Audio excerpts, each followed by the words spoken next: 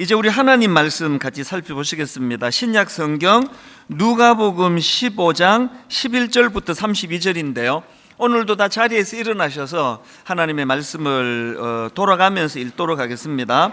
15장 11절부터인데 20절부터 읽으셔도 괜찮을 것 같습니다. 20절 제가 읽습니다.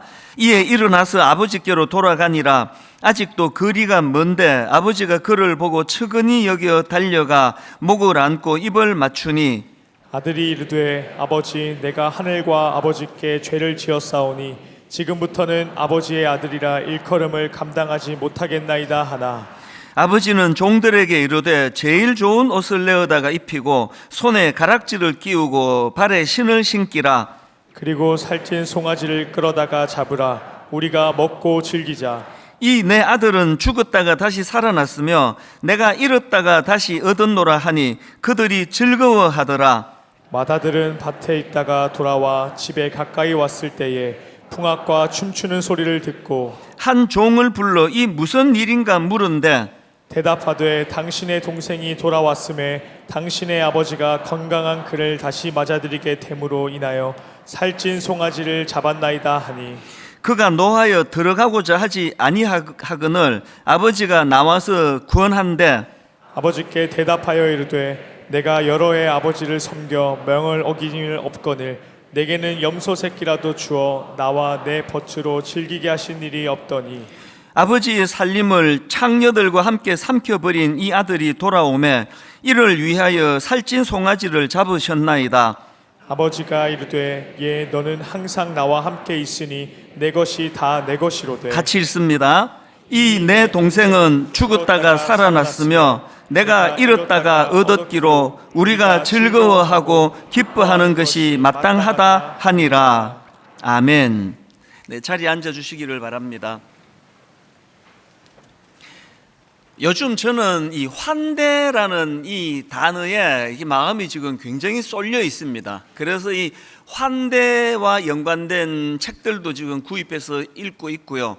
또 환대와 관련한 성경적인 개념도 이제 찾아보고 또 묵상하고 그러고 있습니다. 이 환대, 이 사전을 찾아보니까 이렇게 풀이합니다. 반갑게 맞아 정성껏 후하게 대접함. 제가 최근에 구입한 책에서도 또 같은 개념으로 제가 도전을 받았는데요. 가장 좋은 것을 너에게 줄게 이런 제목의 책을 구입했더니 제 눈에 가장 먼저 들어왔던 문장이 있습니다. 이게 플라톤이 쓴 글이라고 하는 말을 제가 들었는데요. 이런 내용입니다. 친절하라. 당신이 마주치는 모든 사람들은 저마다 힘겨운 전투를 치르고 있으니 이게 마음에 확 와닿는 겁니다. 왜 오늘 우리가 친절을 베풀고 참 따뜻한 사랑과 정성으로 그렇게 환대를 베풀어야 하는가 하니까 모두가 다 전쟁 치르듯 힘들게 살기 때문이라는 겁니다. 여러분들이 다 지금까지 겪고 계시지만 코로나19 이건 우리 생애에 앞으로도 이런 일은 있을까 하는 생각이 들 정도예요. 지금 거의 3년이 다 돼 가지 않습니까? 마스크를 쓰고 불편한 생활을 감수하고 또 저는 이제 사람을 많이 만나니까요. 누구를 만나도 두려워요. 이 세균이 누구 입을 통해서 전해질지 모르는 이런 긴장 상태에 빠져 있는 게 이렇게 지금 장기적으로 가고 있고 이제 보니까 코로나19가 조금 이제 잦아들 것 같다 하니까 이번에는 또 세계적으로 불어오고 있는 경제 위기 환율이 이렇게까지 널뛰기를 하는 거는 또 저도 또 태어나서 처음 보는 것 같습니다. 두려운 게 원래는 이건 예고편이고 내년에 본격적으로 경제적인 추이가 닥칠 거라고 이렇게 예고를 하니까 저는 많은 성도님들을 섬기는 입장이니까요. 가지 많은 나무에 바람 잘 날 없다고요. 그래서 성도님들 걱정이 되게 많습니다. 모두가 다 이렇게 정말 전쟁 치르듯 살아가니까요. 책 표지에 나와 있는 이 문구가 굉장히 제 마음에 와닿는 겁니다. 친절하라. 당신이 마주치는 모든 사람들은 저마다 힘겨운 전투를 치르고 있으니 제가 이거를 옮겨 적어가지고 이 내용을 묵상하고 살피면서 마음의 비장한 도전이 생기는 겁니다. 모두가 이렇게 힘들고 어렵고 또 삶이 지쳐있는 현대인들인데 그들이 교회를 찾으면 이 교회가 바로 이런 따뜻한 사랑으로 환대를 베푸는 곳, 그런 교회가 되면 좋겠다. 그래서 저는 지금 이제 2기 사역을 시작하면서 하나님 정말 제가 앞으로 얼마나 더 분당 우리교회 담임 목사로 그렇게 쓰임 받을지 모르지만 제가 있는 동안에 정말 한번 분당 우리교회 영적으로 갈아엎기를 원해요. 이 교회는 하나님의 환대를 경험하는 곳이에요. 조건, 이유, 사람 딸 이런 거 없습니다. 우리가 그냥 하나님의 형상을 닮은 한 인간이라는 이 하나 충분한 조건이에요. 이거로서 하나님이 엿새 동안 어떻게 살았는지와 관계없이 빈부를 따지지 않고 모든 성도님들이 하나님의 환대를 교회에서 누리게 되기를 바랍니다. 그리고 그 환대를 누린 자만이 할 수 있는, 또 우리도 그 누군가에게, 이웃에게 따뜻한 사랑으로 환대를 베푸는 이런 교회가 됐으면 좋겠다. 오늘 새생명 축제 저희가 첫날인데요, 저는 이런 생각을 해요. 오늘 교회를 처음 방문하는 많은 손님들이 여기를 찾아오셨는데요, 저는 이게 앞으로 우리 교회가 하게 될 환대를 경험하는 교회, 이걸 연습하는 실습의 장이 됐으면 좋겠습니다. 누구라도 환영을 받고, 심지어는 나는 교회를 처음 나오고 나 예수 안 믿어도 예수 믿으라고 강요하기 이전에 그 예수님의 온기로서 이곳에서 이게 내가 엿새 동안 한 번도 경험해 보지 못한 이런 따뜻한 친절과 환대가 있는 이것이 연습되어지는 그런 시간이 됐으면 좋겠습니다. 그래서 오늘 방문하신 많은 우리 그 손님들, 또 새신자분들, 하나님의 따뜻한 사랑의 환대는 말할 것도 없고 우리 인간이 베푸는 그런 환대를 이따가 마당에서도 많이 누리게 되시기를 바랍니다.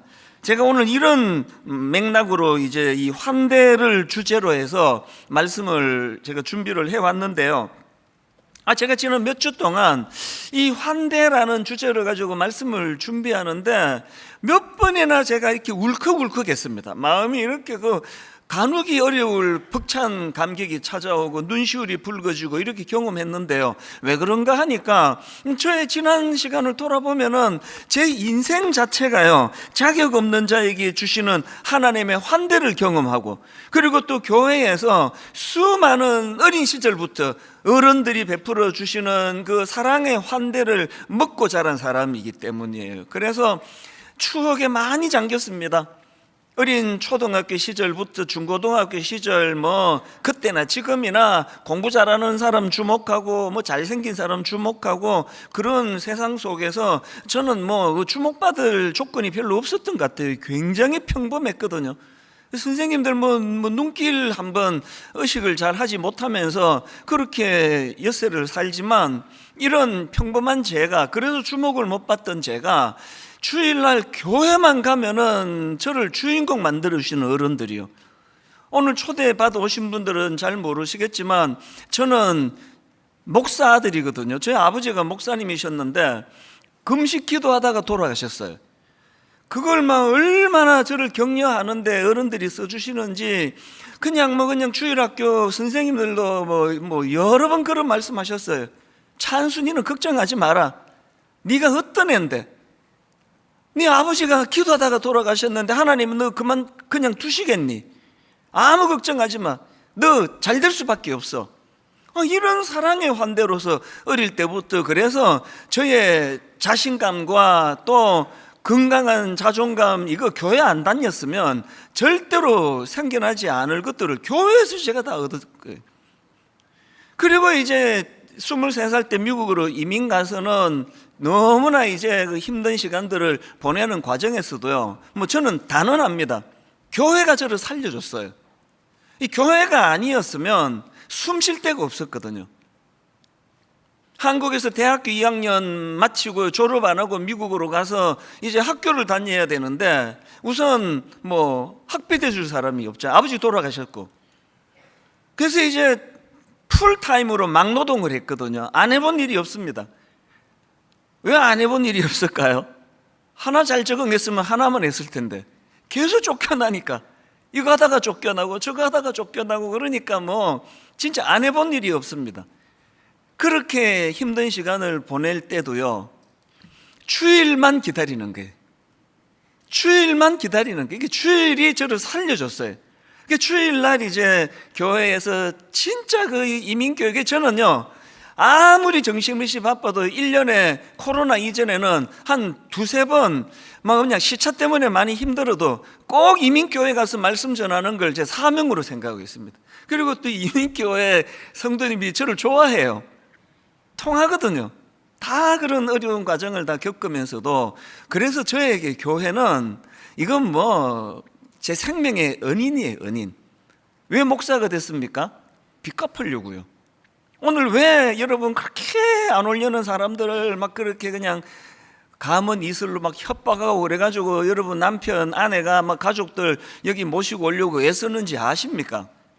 각각의 뭐 사정은 다 다르지만 공통점은 하나예요. 교회에서 내가 하나님께 받은 이 환대, 하나님께 받은 이 자격 없는 자에게 주시는 은혜, 이 사랑을 내 사랑하는 가족들, 아내, 남편, 부모님, 자녀에게도 전하고 싶은 거예요. 이게 초청 자체가 호의니까요. 여러분 그렇게 또 호의에 반응해 주신 거 너무 감사하고, 정말 이 예배당 안에서뿐만 아니라 바깥의 마당에서도 정말 여러분 모처럼 환대의 기쁨을 맛보게 되시기를 바랍니다. 그래서 제가 오늘 이런 차원에서 이제 이 본문을 가지고 이 탕자의 비유로 알려져 있는, 아마 교회 처음 나오신 분들도 워낙 유명한 이야기라서 아실 겁니다. 두 아들이 이제 등장을 하는데요, 보통 이제 둘째 아들을 이제 탕자라고 그렇게 이야기하는데요, 이제 이따 설명 들어보시면 알지만 둘 다 탕자예요. 가출 안 하고 집에서 뭉개는 탕자, 가출한 탕자, 하여튼 다 탕자예요. 그래서 오늘 보면은 이런 그 탕자, 자격을 잃어버린 아버지를 그렇게 그 배신한 그런 자식들을 무한한 사랑으로 그렇게 환대해 주시는 아버지의 사랑, 이게 예수님이 이제 비유로 설명해 주시는 내용인데요. 먼저 이 두 아들을 이제 간단하게 좀 살펴보려고 합니다. 이 둘째 아들, 우리가 이제 탕자로 알고 있는 이 둘째 아들이요, 이 정말 이 폐주나 같은 아들이에요. 누가복음 15장 12절, 그 둘째가 아버지에게 말하되 아버지여, 재산 중에서 내게 돌아올 분깃을 내게 주소서 하는지라. 우리가 다 알다시피 유산은 부모님이 돌아가셔야 받는 거 아닙니까? 그래서 오늘날 그 우리 정서로도 이거 참 못된 자식이네 그럴 수 있는데요, 예수님 시대 그 당시 또 그 굉장히 아버지 권위가 그 가부장적인 이런 시대다 보니까 이건 있을 수 없는 짓이에요, 그 아들 입장에서. 그래서 그 설명을 제가 보면은 그 당시 사람들의 시각으로는 이 둘째 아들의 요구가 이게 꼭 이런 거래요. 우리 아버지 죽었으면 좋겠다, 이럴 정도로 이거는 패륜적인 짓이라는 겁니다. 그 하나님 아버지 지금 사랑을 예수님이 비유로 드시면서 그 패륜나 자식에게 말도 안 되는 그 무례한 요구를 그 아버지가 들어주세요. 왜 들어주시는지 아시죠? 이 자식은요, 그래야 사는 자식이에요. 그렇게 비참한 자리에 빠지고 나중에 이제 허랑방탕하고 돼지가 먹는 쥐염 열매를 먹으면서 유지를 하고 이런 걸 겪어야 정신 차리는 아들이거든요. 사실은요, 저를 포함한 대부분의 죄성을 가진 우리 인간이 다 그런 사람이에요. 아무리 가르쳐도 내가 겪어봐야 이게 막다른 골목이군, 그게 인간이거든요. 이걸 아시는 아버지께서 그 엄청난 재산을 이거를 낭비할 각오를 하시고 그 허락을 해주시는 거예요. 이게 사실은 아버지의 환대의 사랑이에요. 이게 이제 둘째 아들이고요. 그런가 하면 이 큰아들, 이 큰아들은 겉으로 보기에는 아주 반듯하고 참 둘째 애하고는 좀 다른 애, 이런 칭찬을 많이 들을 그런 아들이 큰아들인데, 사실은요 깊이 들어가 보면은 둘째보다 더 문제가 많은 게 이 큰아들이에요. 겉으로는 늘 아버지 곁에서 아버지 일을 돕고 그렇게 섬겼지만 이 큰아들에게는 아버지에게 마음이 가 있지를 않습니다. 이게 굉장히 중요한 포인트예요. 모든 큰아들의 문제는 다 여기서 파생을 하는 겁니다. 그래서 여러분, 이 큰아들의 이 냉정한 모습을 한번 보십시오. 지금 동생이요, 이제 먼 나라로 갔다고 성경에 그렇게 돼 있더라고요. 그러니까 지금 소식이 두절된, 이 죽었는지 살았는지 모르는 그런 상황에 있던 동생이 지금 집으로 살아 돌아왔는데, 이 큰아들의 냉정함은요, 섬뜩해요. 로봇을 보는 것 같아요. 감정이 드러나질 않아요. 오늘 교회가 말입니다, 사람은 많이 교회로 오는데 하나님 아버지로부터 영향을 안 받으면 이런 섬뜩한 종교인이 될 수 있다는 걸 우리 항상 두려워해야 돼요. 안 믿는 분들이 우리를 비판할 때 다 그런 이야기들 많이 하잖아요. 게다가 이 큰아들이 가진 치명적인 약점이 뭐냐 하니까요, 병든 우월감이에요. 교회 다니는 분들 이런 위험에 빠져 있다는 건 아셔야 됩니다. 그래서 사실은요, 우리가 탕자의 비유 그러면 둘째 아들 이야기다, 그런데 그게 맞지 않은 게, 사실은 예수님이 이 비유를 주신 목적이 큰아들 같은 인생을 경고하기 위해서 주신 비유거든요. 자, 한번 보시겠습니까? 오늘 본문 바로 앞에 나오는 1절 2절을 보십시오. 모든 세리와 죄인들이 말씀을 들으러 가까이 나아오니, 그 다음 보세요. 바리새인과 서기관들이 수군거려 이르되 이 사람이 죄인을 영접하고 음식을 같이 먹는다 하더라. 지금 이 당시의 종교 지도자들인 바리새인과 서기관들이 이게 딱 큰아들인 거예요. 종교적인 우월감, 또 민족적인 우월감, 그래서 자기들은 선택받은 사람이라는 이 우월감을 가지고 그 사람들을 함부로 대하고 무시하고, 그 당시 그 유대인들의 이 교만은 하늘을 찌르는 거 아닙니까? 자기 민족 말고는 나머지 민족은 다 쓸데없는 인간들인데 지옥의 불쏘시개 감으로 서려고 이것들을 만들었다, 이런 교만했던 사람들 아닙니까? 이거 역시 오늘 예수 잘 못 믿으면은요, 그 하나님의 영향을 받지 않으면요, 우리도 그렇게 비슷한 괴물처럼 될 위험이 도사리고 있다는 걸 항상 두려워해야 되는 거예요. 그래서 이제 이 큰아들이 갖고 있는 이 냉정하고, 그 다음에 또 그 큰아들이 가진 문제가 뭐라 그랬죠? 아버지에게 관심이 없습니다. 왜 그렇게 열심히 일했나? 이게 이제 병든 심리학에서 병든 차원에서의 인정 욕구예요. 그래서 내가 아버지로부터 인정받기 위해서, 아버지가 소중해서가 아닙니다. 내가 인정을 받아야 내 존재가 살아나니까요. 제가 최근에 기꺼이 불편한 예배, 이런 제목의 책을 읽었는데, 이 저자가 지금은 선교사님이 되셨는데요, 이분이 이제 어린 시절의 상처를 그 책에다가 밝히더라고요. 본인은 깨어진 가정에서 자란 사람이라고 그렇게 자기를 소개하면서 그 내면에 그래서 상처가 많았다. 그러면서 이제 자기 이야기를 거기다 좀 언급한 걸 제가 읽었는데, 이분은요, 어떤 상처가 있나? 아주 어릴 때 어느 날 엄마가 이 어린 아들 손을 잡고 어디를 가시는데요, 먼 친척집에 가시더래요. 그리고 이 아이를 그 집에 데려다 놓고는 엄마가 내일 데리러 올게, 그렇게 하고는 안 나타나셨어요. 이게 얼마나 그 어린 아들에게 상처가 됐는지, 이분에게 어떤 이제 트라우마가 있는가 하니까요, 이분은 이제 나는 어머니께 어릴 때 버림받았다, 이런 느낌을 갖고 살다 보니까 대인관계에서 자꾸 다른 사람들 눈치를 보는 겁니다. 그래서 이제 그 어린애가 자꾸 사람 눈치 보면은 안쓰럽잖아요.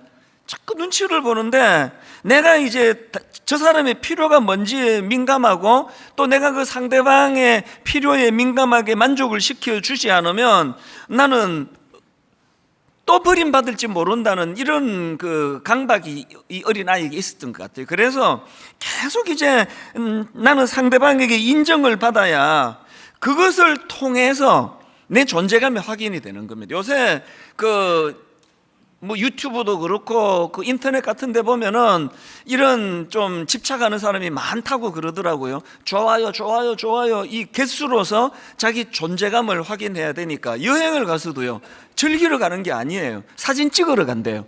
그래서 이걸 올려서 좋아요, 좋아요, 좋아요 이걸 많이 받는 게 여행 가서 내가 누리는 것보다도 이게 더 자기 존재감을 드러내는, 이게 참 가슴 아픈 상황 아닙니까?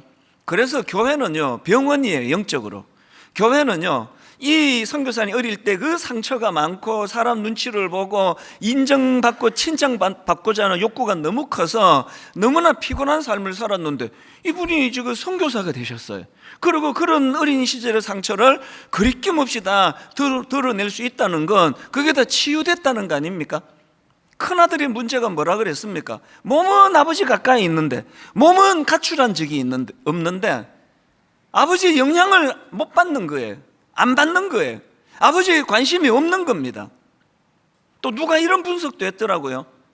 그 아들이 돌아와가지고 아버지가 잔치를 배설하고 막 송아지를 잡고 그러니까 아들이 격분하거든요.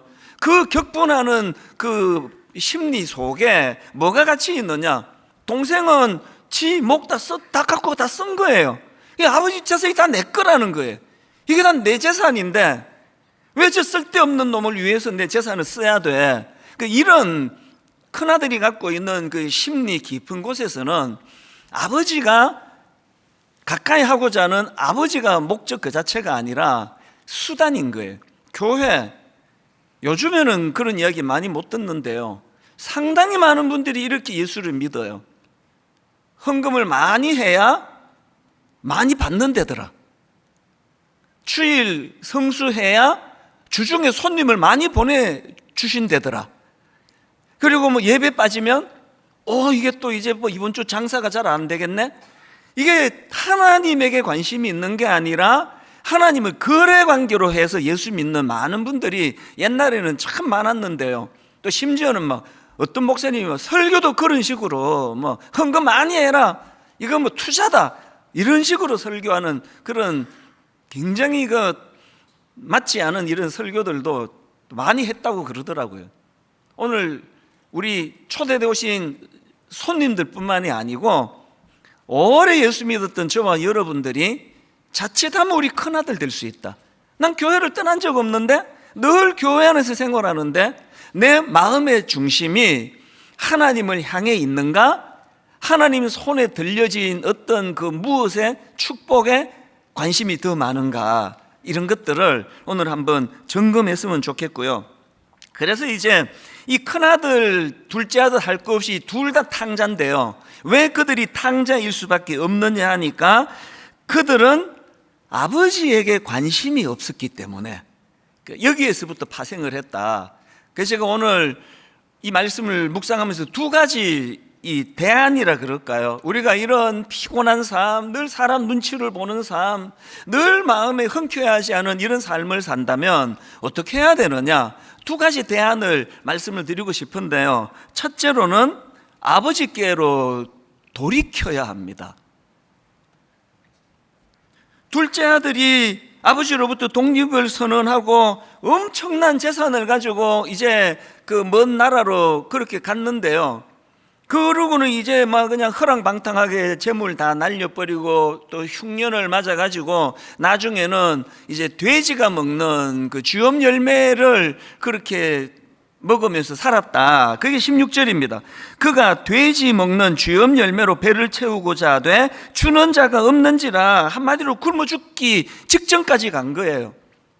그랬을 때 이 탕자가 한 둘째 아들이 했던 가장 잘한 게 17절에 나와요. 이에 스스로 돌이켜 이르되, 이에 스스로 돌이켜 이르되, 내 아버지에게는 양식이 풍족한 품꾼이 얼마나 많은가, 나는 여기서 줄여 죽는구나. 여러분, 인생은 두 종류예요. 예외 없이 고난을 경험하고 실패를 경험하고 환난을 겪는 건 모든 인생의 공통점이고요, 차이가 있습니다. 그런 환난을 통해, 고난을 통해 이 둘째 아들처럼 거기서 교훈을 찾는 사람이 있어요. 그래서 그 자기가 겪는 고난을 통해서 깨닫는 거예요. 이에 스스로 돌이켜 이르되. 그런가 하면은 두 번째 부류의 사람은 정말 어리석은 사람이에요.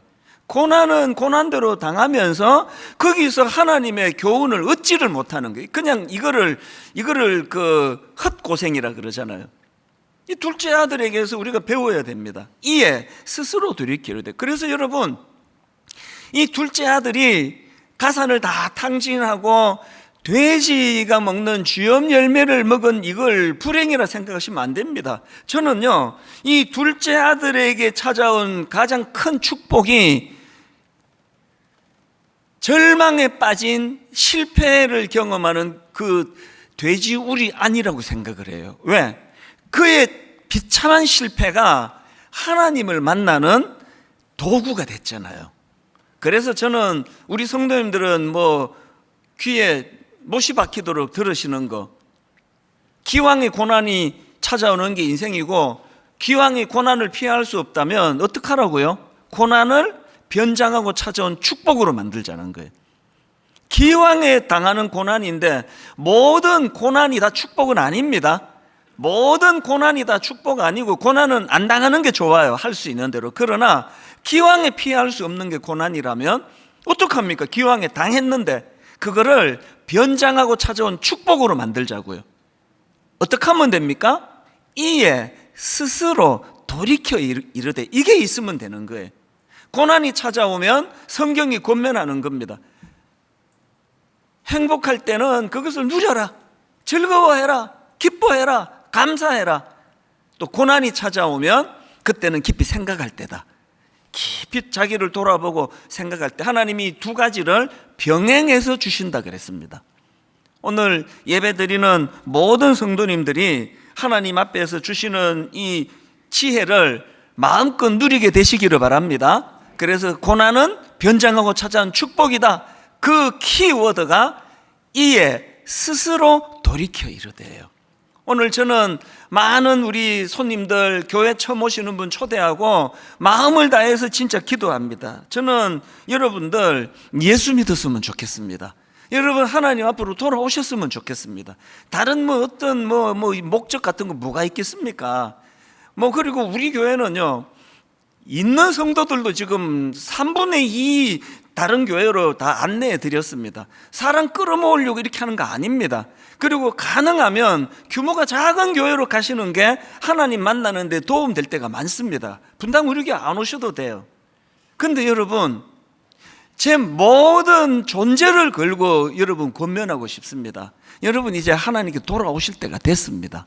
탕자가 아버지 곁을 떠나는 것에서부터 어긋나게 됐으니까 다시 돌아와야죠. 옛날에 아마 여기 좀 뼈대 있는 집에서 자란 분들이 많으실 것 같은데요, 뼈대 있는 집에서 자란 아이들의 특징이 좀 있습니다. 그냥 엉뚱한 짓 하다가도 잘 돌아와요. 그런 애들은, 뼈대 있는 집에서 자란 분들은 많이 계실 텐데요.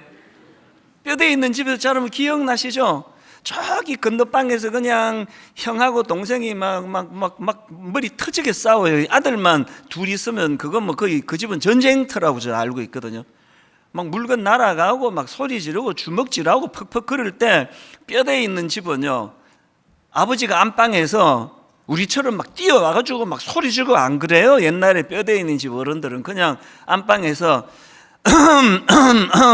이렇게 헛기침 하시면 다 정리가 돼요. 싸우던 큰아들 둘째 아들이 아버지 계셨네? 쉬, 그러면서 정리가 된 게 이게 뼈대에 있는 집안 어린 시절 이야기 아닙니까? 요새 애들이 저런 말 들으면 좀 뭔 소리야 그럴 거예요 아마. 이게 아버지의 존재예요. 하나님이요, 우리 인생에 존재하고 계시면 목사도요 똑같습니다. 여차하면 엉뚱한 길로 가고 여차하면 그냥 실수하고 여차하면 부끄러운 자리에 빠지는 거, 그건 모든 인간의 공통점인데요. 목사가 돼서 좋은 게 뭔지 아세요? 새벽마다 저는 하나님의 기침 소리를 들어요.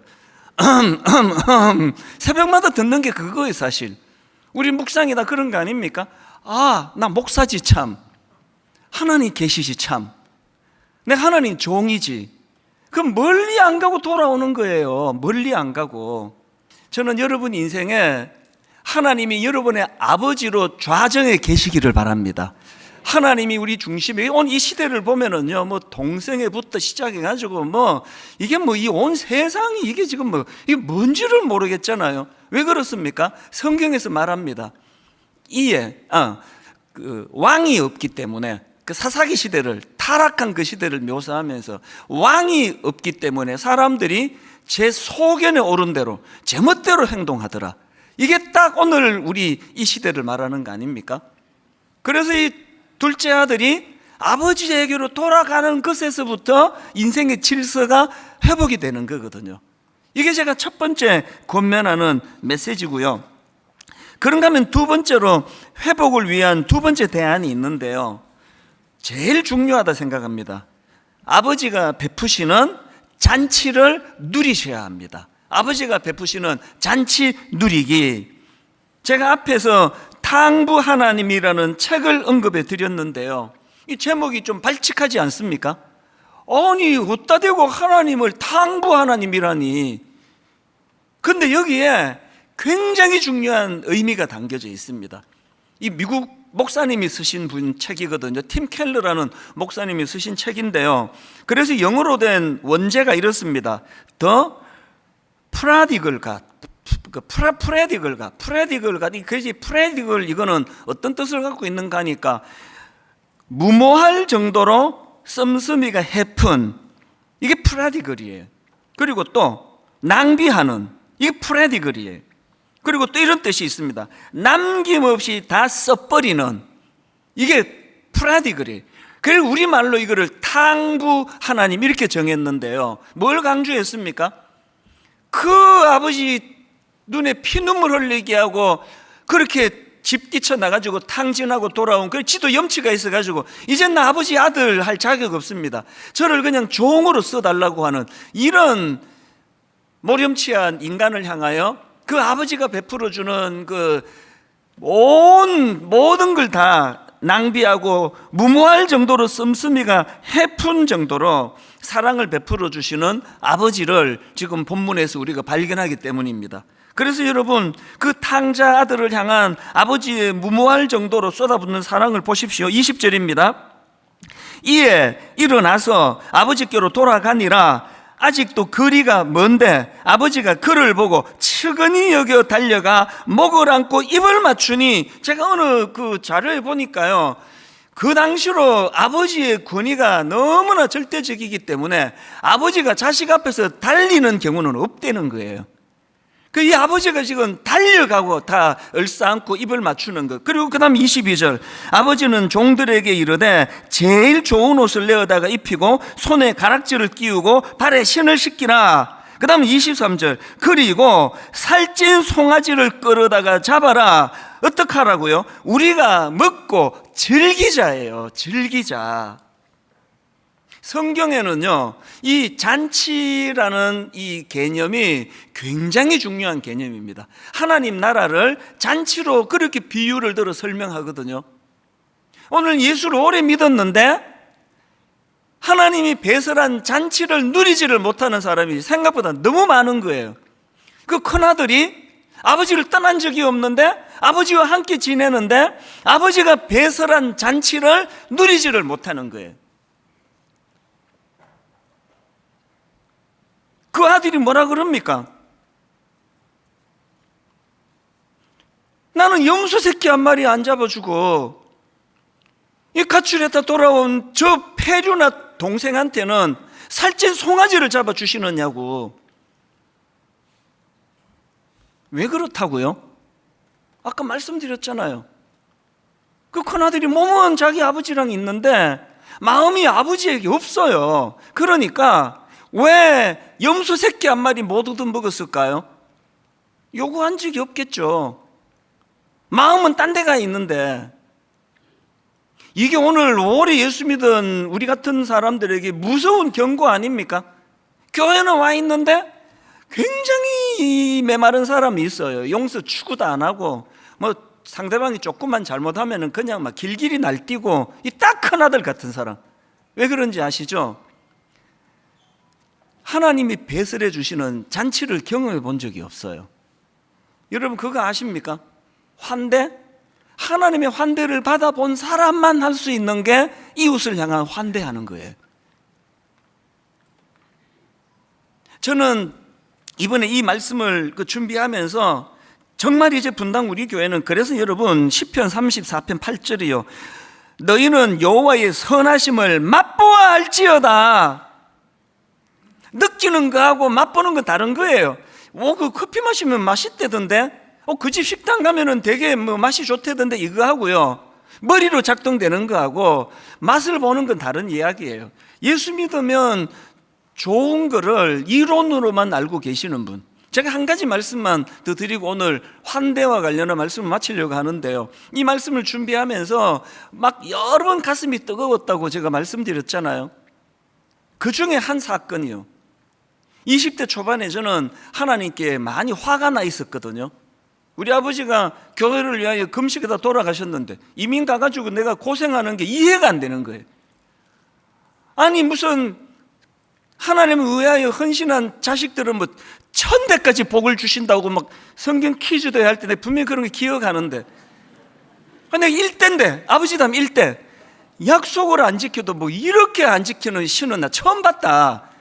그럼 하나님께 너무 분노가 생기는 거예요. 그래서 그날도 막노동하고 밤 10시, 거기 엄청 우범 지역인데요, 너무너무 하나님한테 분노가 생기는 거예요. 그래서 막 하늘을 향해 삿대질을 하면서 엉엉 울면서, 당신은 죽은 신이야, 죽은 신. 당신은 죽었다고. 만약에 당신이 살아있다면 당신은 아무것도 할 수 없는 무능한 신이야, 무능한 신. 내가 그 무능한 신을 내가 왜 믿어야 되는데? 교회 안 가. 왜 당신같이 무능한 신에게 내가 님자를 붙여야 돼? 그날 정말 제가 천인공날 저질렀어요. 하나님 이러면 님자 빼고 막 찌르면서 두 자로만 그렇게 조롱을 하고, 그리고 또 그냥 주일학교 선생님이 또 하나님이 하늘에 계시다 그래가지고 하늘로, 나중에 신학 공부해 보니까 아무데나 찌르면 되는데 하늘을 향해서 그냥 이런 짓을 제가 했어요. 그러면서 엉엉 울면서 분노에 그래서 교회 떠날 거라고, 있지도 않은 하나님 내가 왜 내가 믿어야 되느냐고 그러고 분노로 그렇게 하나님 향해 내가 할 수 있는 모든 모독과 저주를 다 퍼부었는데요, 여러분 내 생애에 가장 큰 하나님의 환대를 받았던 날이 그 날이에요. 무슨 말인지 아세요? 그 행위로 저를 맞상대하지 않으시고요, 이 자식이 그냥 하나님이 한번 여기 확 꺼버렸으면 제가 여기 있겠습니까? 인생 끝났죠. 어떻게 내가 지금 목사하고 있느냐고요. 그날 하나님의 환대가 뭡니까?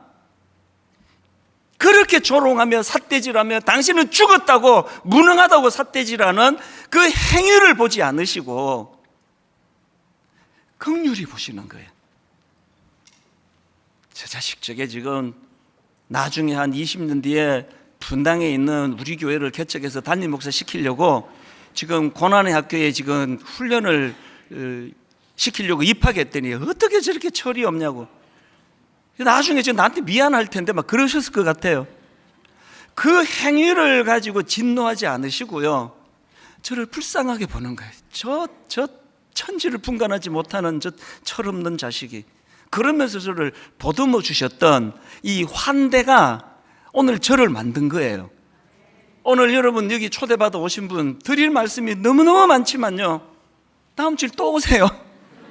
진짜예요. 근데 진짜 한 100일 동안 드릴 하나님의 환대를 내가 설명할 수가 있거든요. 다음 주일 마당에 커피 더 맛있게 준비할게요. 다음 주일 또 오세요. 그리고요, 이 찬양으로 오늘 설교를 마무리하고 싶습니다. 저를 살려준 건 하나님의 환대고요, 저보다 먼저 하나님의 환대를 받았던 교회에 너무너무 고마운 저 윗대 어른들이 저를 살려줬거든요. 그걸 요약해 놓은 게 이 찬양입니다. 누군가 널 위하여 누군가 기도하네. 언제? 내가 홀로 외로워서 마음이 무너질 때, 그 누군가, 어느 집사님이, 어느 권사님, 어느 목사님이 저를 위해 기도해 주셨던 그 힘으로 제가 지금 여기 서 있거든요. 여러분께 되돌려 드리고 싶어요. 여러분께 돼 갖고 싶습니다. 이 찬양을 한번 가만히 들어보시면은 저희가 불러드리겠습니다. 이렇게 찬양합니다. 당신이 지쳐서 기도할 수 없고,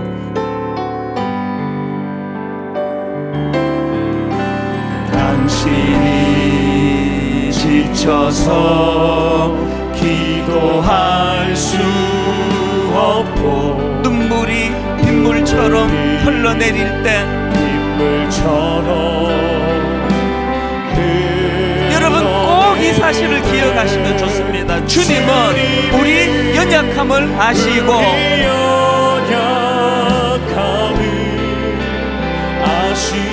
사랑으로 인도하시네. 저를 살려준 이 한마디에 누군가 널 위하여,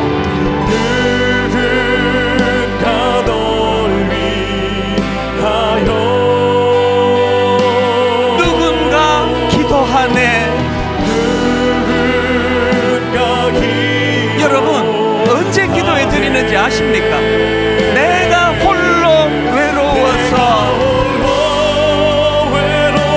마음이 무너질 때, 여러분 바로 그 순간 기억하십시오. 누군가 널 위해 기도하네. 당신이 외로인 홀로 남았을 때,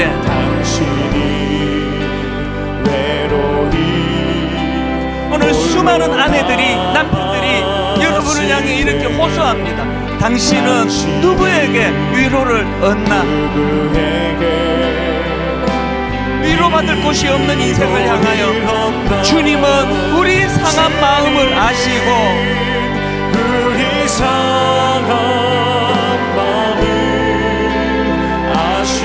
사랑으로 인도하시네. 강구 하나님,